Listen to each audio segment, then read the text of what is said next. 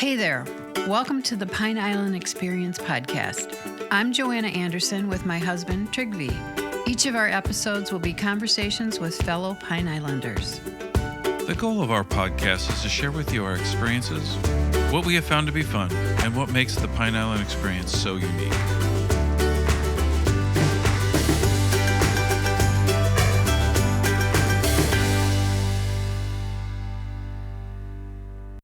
But I always feel like, man, if they get all the way out here and we don't get them out on the water to see some of these outer islands. I mean, I think that's what we have that's world class in Lee County is that Pine Island Sound area. Now, I'm partial to it. I grew up there. To me, when I bring guests in from all over the place and I get them out on there, I'd be shocked if they weren't like, wow, I just couldn't, this blows my mind. I never even knew this kind of thing existed. They're some of the most beautiful islands anywhere. Rob Wells grew up surrounded by the beauty of Pine Island Sound, and that love for the water has shaped everything his family has built. His parents took a leap of faith decades ago, leaving their jobs to buy Cabbage Key and later the Tarpon Lodge in Bokeelia. Today, Rob and his brother Ken carry on that legacy, welcoming guests to two of the most unforgettable destinations in Southwest Florida. And now, here's Rob.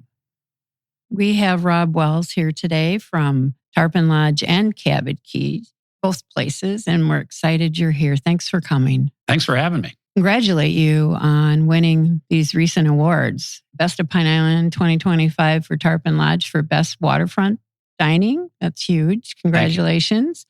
And then I just saw that Cabbage Key won a TripAdvisor award as a hidden gem. Very hard to get, 8 million competing with you, and you're in there. Yeah, we're excited about that one. You know, I love that because that's the guests speaking and talking about their experiences out there with us. And yeah, really happy that we were able to gain awareness with so many customers. Well, they're both huge.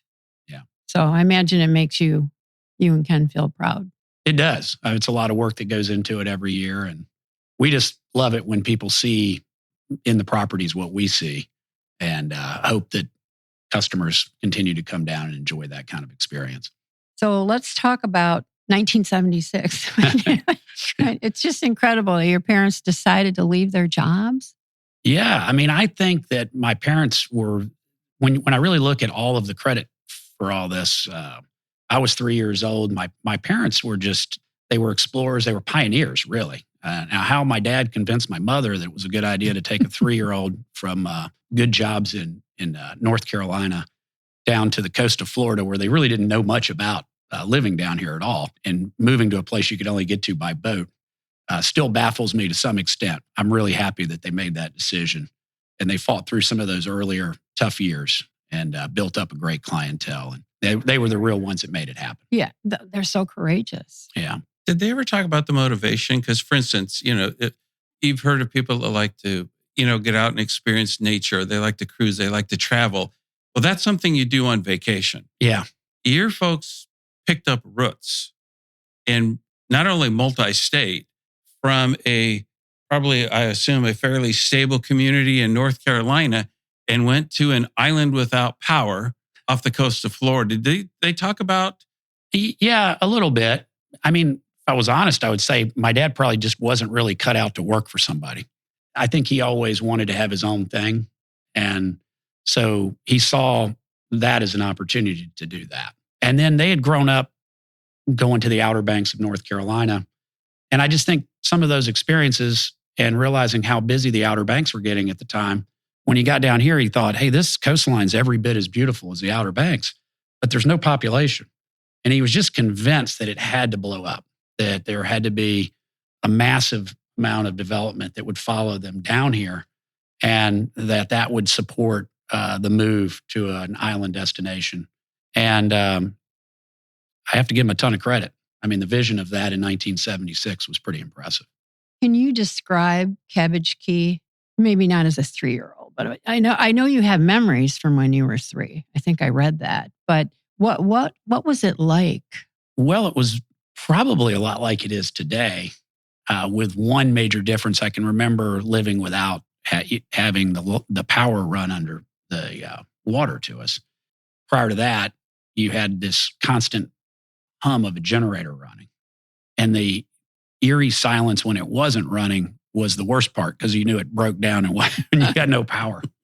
And so we lived a lot like that. So I think it was simpler with that because we rely so much on interconnectivity of cell service and things like that today that we just didn't have back then.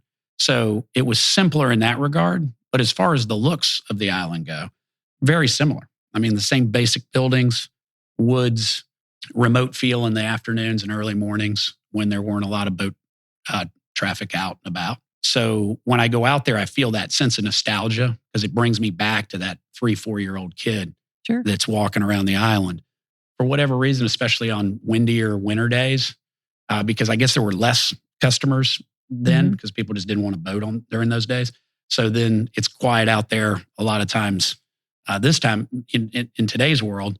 And it just brings me back to those early childhood memories. They just come rushing back. It's nice that it hasn't changed. Yeah. I mean, we hope that that's the magic of it, is that with everything developing all over Florida, our 2 properties, we're actually looking to do almost the opposite of that.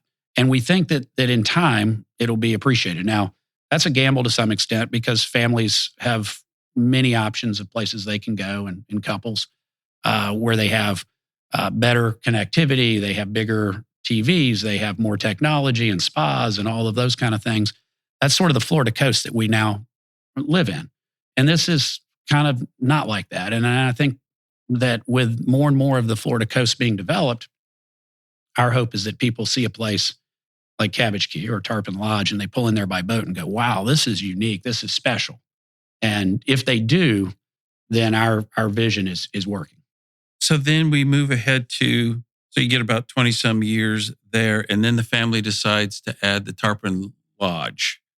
What do you remember about that purchase process and the expansion plans? I think I was living out of town, and what had really happened that caused some of the movement towards that was not necessarily a calculated expansion of like the family business, but what we started seeing was that marinas kind of all over the Florida coast were turning into documendiums, and they were privatizing. It didn't make a ton of sense to have a property that you could only access by boat without a deeded land access.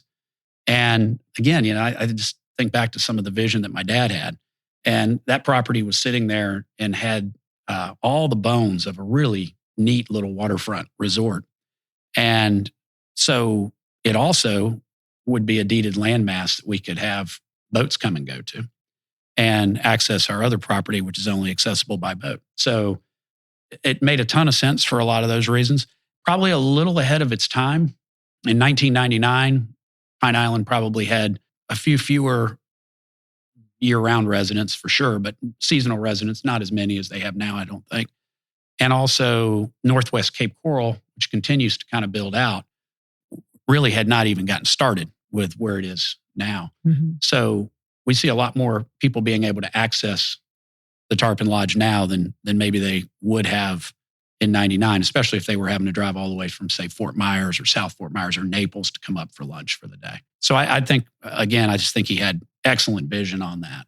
And that was probably what led us to where we are now with the Tarpon Lodge. What did he share with? I mean, if I understand correctly, it was an abandoned property. So there, although he had the vision for it, probably took quite a bit to get it to where he could open it as a business. Do you remember any of the stories about the upgrades or the structural things that had to be done? Yeah, he had a lot more vision than I did. I was living out of town, and he said, "Hey, we're looking at this. We're going to do something with it. We're not really sure." And for those long timers, it was called the Cloister, and it was somebody said one day it was a crazy place. It wasn't. It was a drug and alcohol rehab center most recently, but oddly before that, for many, many years, it was various drive-up fishing lodges. And so it had the potential, and he saw that in it, but it was just like any of these old Florida buildings that had been left without good maintenance for too long. And I remember going in there going, I just can't even believe you're going to try this. And he's like, I think you should try to do it with me. And I was living in New York going, this sounds crazy. I don't know. It seemed like I went back to New York, thought about it, and thought, hey, it really does have some great potential.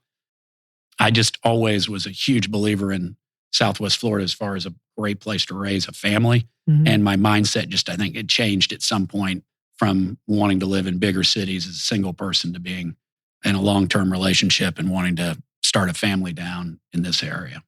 And so that's what led me to have the interest in it and come down and work with a family. So was part of the draw the deeded land that you mentioned, or was he visionary enough to see kind of trying to connect the two properties together? I think both. I think the deeded land was definitely a really great opportunity. But also, he knew I've got a brother, Ken, and he knew it could be a great opportunity to expand the business without having to do a whole lot more out of the Cabbage Key property. And it gave us two properties to be able to work on and expand our income so that we could, better accommodate an expanding family.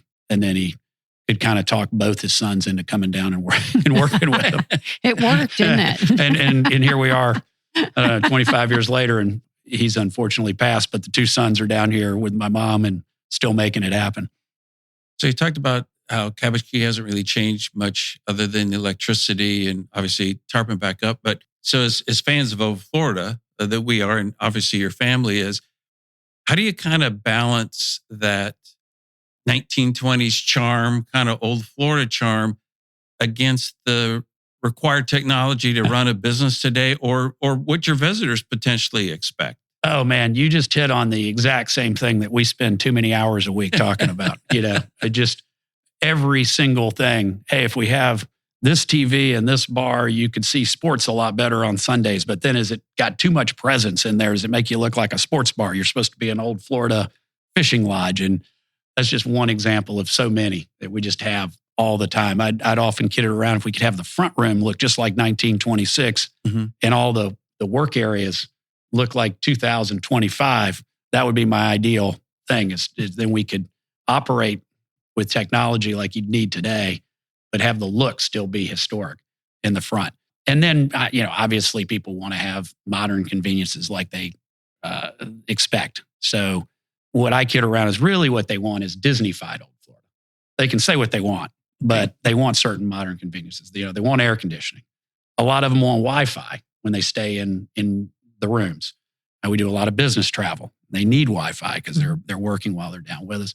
So with each one of those things comes a lengthy conversation where we go, how much of this are we going to embrace? Because that's what's expected of the modern traveler, and how much is that going to ruin the feel of the historical structures that they are. This may be a little bit too romanticized, but do you guys get feedback about, for lack of a better phrase, walking back in time? Because some of the features, particularly just having been more recently to the lodge, there is a different feel, right, when you walk in that building. And I don't know if it's just the architecture, but the decorations, and it might be the lack of TVs since you brought that up, or something. But, the bar is pleasant, but it's 4 or 5 seats. It's not 30, kind of stuff like that. But do you get positive feedback about kind of the fear, the atmosphere, the vibe of the place? We do. I remember just specifically, just one example, just recently, it was kind of funny. We had gotten all these, I had thought that the walls had been too cluttered with historical pictures and fish mounts between the time that Ian hit and the time that we got this last round of storms, Helene and Milton. And so we needed to clear everything off, repaint everything, did a lot of work on the walls after Milton.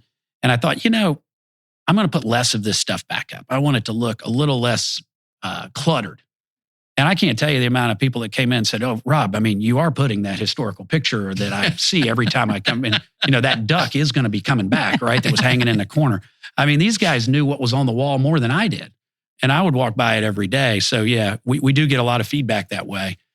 Coincidentally, I put up everything that they'd asked for. Sure, now it's all back that you see.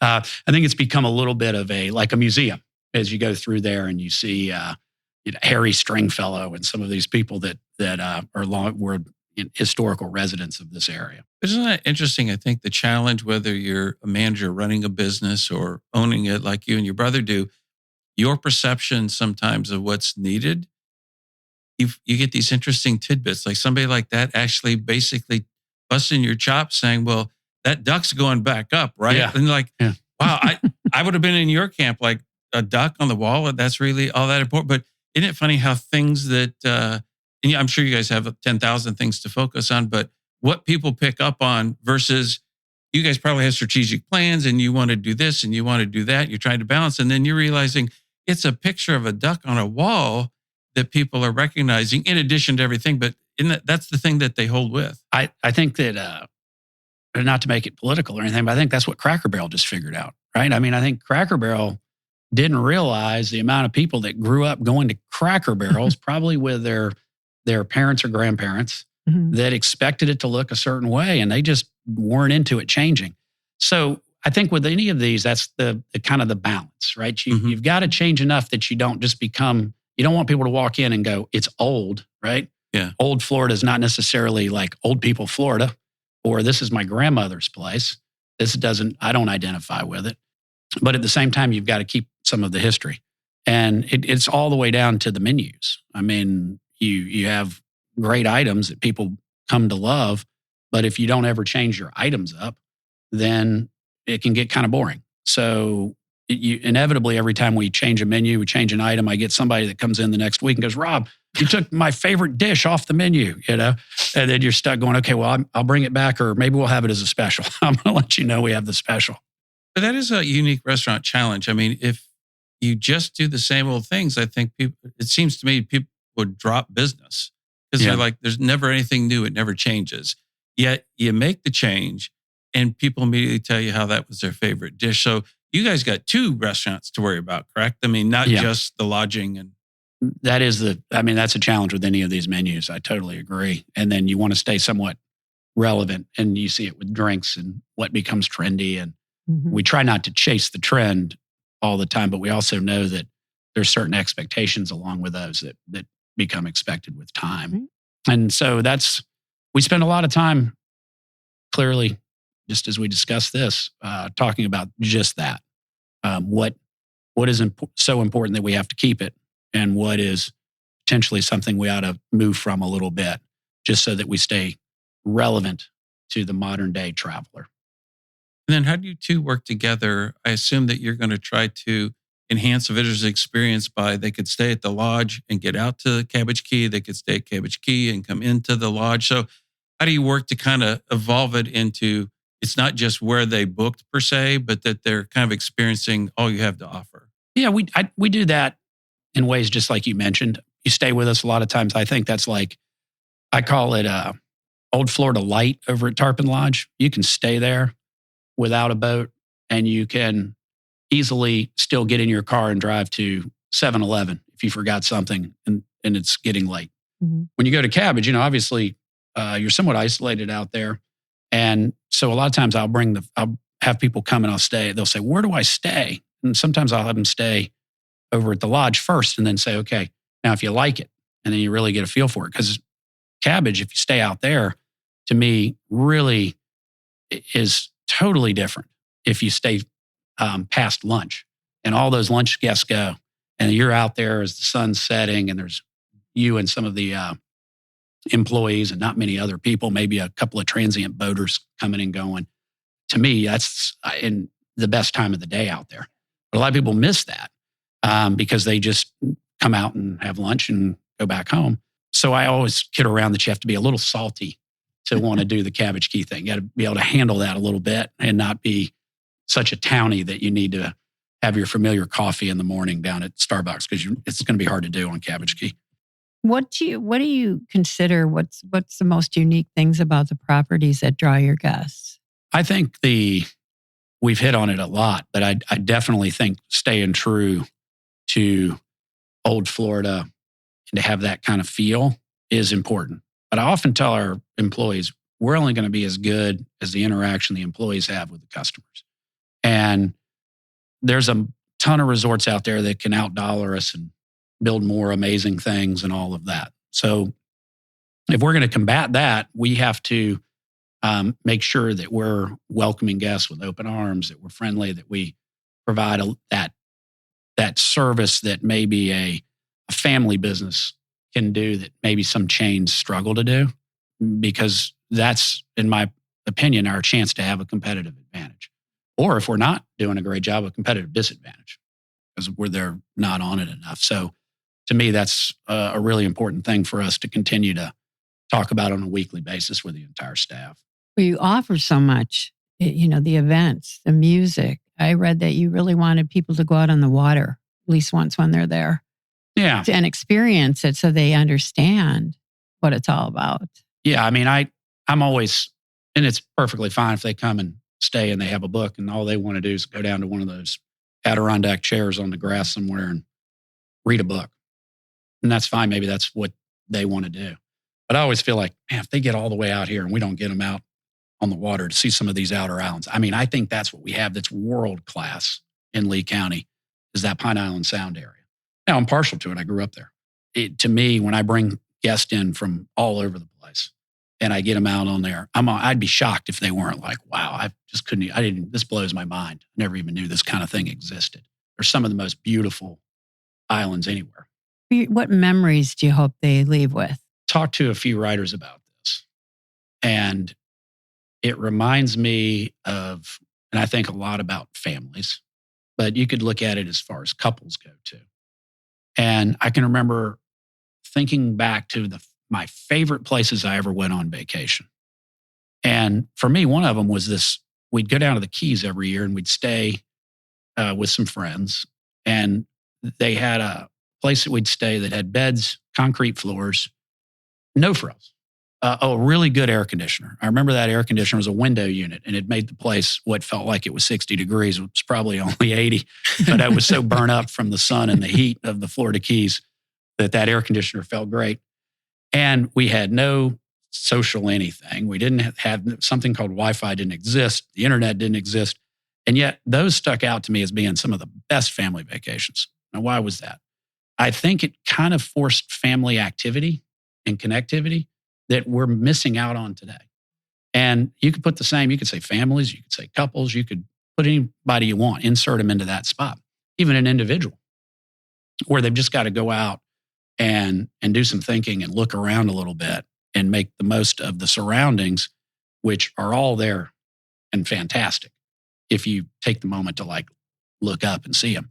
So I hope that families get some of that when they stay with us, because it still sticks out in my mind. And I was probably 11, 12 years old when we did those trips.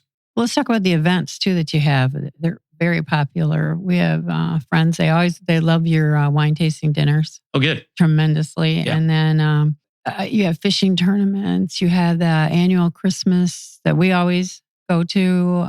Yeah. So most of those that you're talking about are Tarpon Lodge events. And I think that property's extremely seasonal here, as y'all know, as being year-round residents. So to me, it's twofold. The locals that live here that attend those events really help us out a lot. Without those events, weddings and business groups and things like that, I don't see it being practical to think that the Tarpon Lodge would be a financial success. We need all of those kind of events. We get a very finite winter, big tourist season in the winter and spring. That's about 3 or 4 months. And we get a lot of guests that come from Boca Grande and Sanibel, Captiva, and Fort Myers. So you get a lot of the rest of the year where you need the support of locals. And to me, having some events to keep it fresh so it's not just the same thing for them is key to that. What I've found, especially with the wine events, is that we live in paradise. And so we've got that figured out. The residents here know that. That's why they're here. But boredom can set in even if you live in paradise, if you don't have enough things to do. So to me, the whole agenda with the wine tastings was not necessarily to say, hey, it's just a phenomenal wine to drink or whatever. I mean, you could get a wine salesperson and they could tell you all the best wines and tell you facts about wines. Was to get people that actually were either the person that owns the winery, the winemaker, somebody that was kind of high up with the wine company, and hear about their story. Because to me, it's more about the story than it is about even the wine. And the wine's it's of course great to drink while you're listening to stories. To me, the idea was, hey, why did you decide to go, quit advertising and buy a winery in Sonoma, California, and become a farmer. And that's what they are at heart. And those stories, why did you and your brother in Lebanon decide to do a wine, and what led you to be the guy that goes over here to the U.S. and sells the wine, and your brother decided to stay and be the guy that's the farmer in Lebanon. And those kind of stories are the ones to me that make those events special. Mm-hmm. And it keeps us as island residents from getting complacent. Let's just kind of think a little bit. And so I think anything we can do like that is a winner. Now, in terms of the business, you've mentioned your brother Ken. It sounds like he primarily manages Cabbage Key and you primarily manage Tarpon Lodge. How does that relationship work in terms of keeping the business going with two brothers? Well, yeah. So my brother's listed out loud as the general manager of Cabbage Key. I'm out loud as the general manager of Tarpon Lodge. There was all kinds of misnomers, as Pine Island often has, that I somehow owned the Tarpon Lodge separate from my dad and brother who owned Cabbage Key. None of that was true. They were basically always the same company. We just wanted the Tarpon Lodge to be able to stand on its own and have it set up as a separate business than Cabbage Key. And we wanted to have some variation. We didn't just want to make a stamped out replica of one on the mainland. So we wanted to make each one of them special in their own right. And then I always kid around, we talk to each other about 10 times a day on the phone. So I often say we're not like restaurateurs as much as we're logistics people. And when you operate a business on an island, you're a logistics person. Your day is mostly consumed with how do we get staff and goods and customers from one location to another and back again, and all the things that go on when you add boating into to your daily activities. We get to spend a lot of time together. I think we get along very well considering that. But there's always moments. You've got families and your business partners and you're this and that. So we could probably write a book when we're done with it all. I don't know if anybody would want to read it or not. Ain't you competitive at all? Not with each other. We're competitive with, we want to always do better as a team. So, of course, you could ask him that question if you see him. But yeah, I mean, I think we're competitive with ourselves. We want to, if we did well last year, we want to do better this year, and so on and so forth. Any future plans for the business? I know there's obviously strategic plans you're not going to discuss, but any short-term things that might be new at either Cabbage Key or Tarpon Lodge you can talk about? Well, we want to keep doing events. I want to expand events at Tarpon Lodge. I mean, you're seeing a little bit of that. We did a lot of weddings over the years. We found kind of a demand for these dinner shows that we're doing. We did Gatlins and we're doing hot butter nuggets. We'd like to get a couple of more of those kind of acts. So we have that. We really want to keep the wine tastings going. Like to get some different vendors in from other regions of the world. I think that would be interesting. You had the sunsets for all that too. Yeah. I mean, you had the best sunsets. We did a really cool sunset. We only did it once last year, but doing things on the lawn where people bring their own blankets and just kind of hang out. And then we have some service out there. I think that's great. The music scene, Judd Creek Blues, is coming back Thursdays going into season. And then we'll reintroduce Fridays and Saturdays. I guess we just did October 1st. So we'll end up having Friday, Saturday outside under the Island House. And then that'll be rotating music. Judd Creek Blues will be every Thursday all the way through the season. And then out at Cabbage, we're pretty lucky out there. We try to do basically the same thing well every single day of the week. And we do it every week of the year. And that's the plans out there, is just to take as good a care of the customers coming by boat as possible. Have there been any thoughts for like 100-year celebration for Tarpon? Because it's approximately coming up. It's interesting you mentioned that. Paperwork. Yeah. So we're working on that. I think we're going to have a little bit of New Year's fun with that. Cool. We're talking about nobody's heard about this yet, but we're talking about it, doing a little 1920s themed New Year's party, which I think would be a fun way to kick it off. And then just do various things to celebrate the 100-year. I mean, that's pretty cool. A building on the coast of Florida that's been, I don't know how many storms it's been through, but a lot, even under my watch at this point, to see it on the other side of 100 years is kind of neat. Particularly because it's got that cool duck picture too. That's right. That's right. We got to keep the ducks. Got to keep the ducks on the walls. Have we missed anything that you wanted to talk about? No, I appreciate the opportunity to talk in this format. It's great for us. And then what's the best way? There's different ways to find out about information at Cabbage Key and Tarpon Lodge, but what do you suggest is the best way? Well, I think websites are always great for Cabbage Key. CabbageKey.com, Tarpon Lodge, TarponLodge.com. Tarpon like the fish. A lot of times people get the spelling. I never thought tarpon was so hard to spell, but it's Tarpon, like the fish lodge. The Eagle keeps her boat right at our dock, does some great tours out of there. And Cabbage Key is the same way. A lot of times I start by asking where they're coming from us, or to us from. Mm-hmm. So obviously, if you're going to come from Punta Gorda, that's going to be a different option than if you're coming from Captiva. Did we get through 30 minutes that fast? Jeez, guys, pretty awesome. How did I do? Great. You did great. Thank you very much. I appreciate being able to be here with you. We hope you enjoyed our Pine Island Experience podcast. If you have any ideas for us, people to interview, or any comments, please feel free to email them to us at pineislandexperience@gmail.com. That's pineislandexperience, all one word, @gmail.com. Don't forget to like us, and you may subscribe to this podcast using all the major catchers like Apple iTunes, Google Podcasts, and Spotify. Thanks again for listening, and remember, island life is a constant vacation. We'll see you on the next podcast.